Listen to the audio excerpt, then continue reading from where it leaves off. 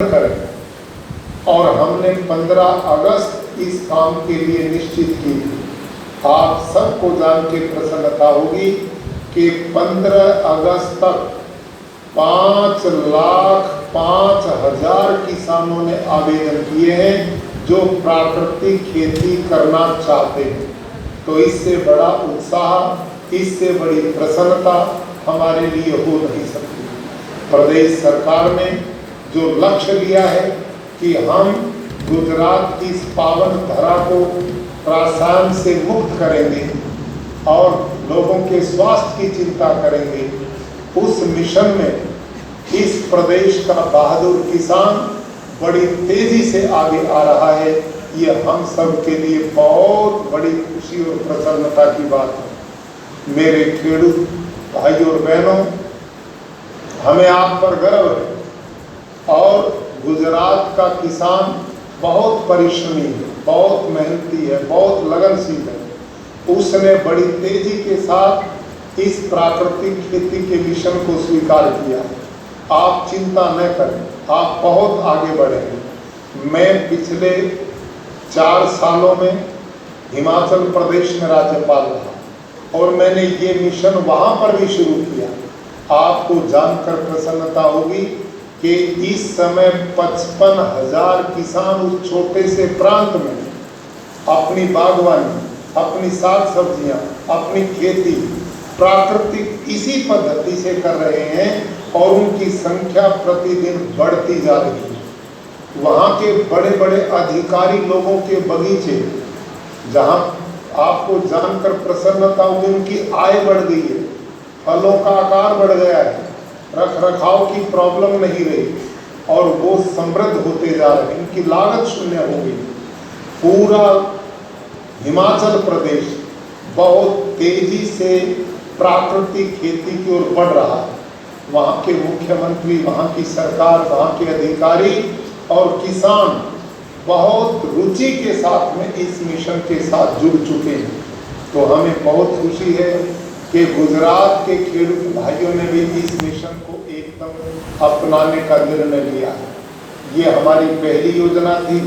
प्रदेश सरकार ने इस वर्ष 1,05,000 किसानों को यहाँ पर जोड़ा था और अगले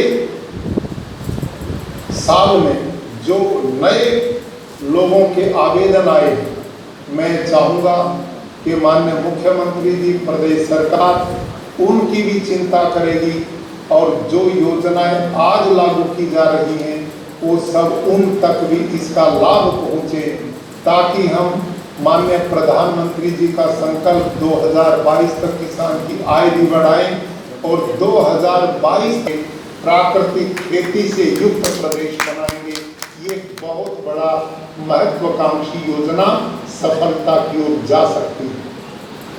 मैं लंबी बात न करता हुआ आप सबसे आग्रह करूंगा कि रासायनिक खेती जिसने अब हमारी उर्वरा शक्ति भूमि की समाप्त कर दी, पर्यावरण बिगाड़ दिया, पीने लायक पानी नहीं बचा और इसी के साथ साथ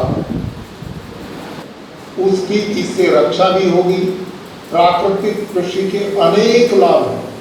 सुभाष पालेकर जी ने बहुत लंबे संघर्ष के बाद इस योजना को हमारे बीच में प्रस्तुत किया है। उनके बहुत लंबे अनुभव, लाखों किसान देश में फैले हुए हैं जो इस प्राकृतिक विधि से खेती को करते हैं और निश्चित रूप से आने वाले समय में आप सबको एक शुद्ध आहार इस प्रदेश का किसान पहुंचाएगा।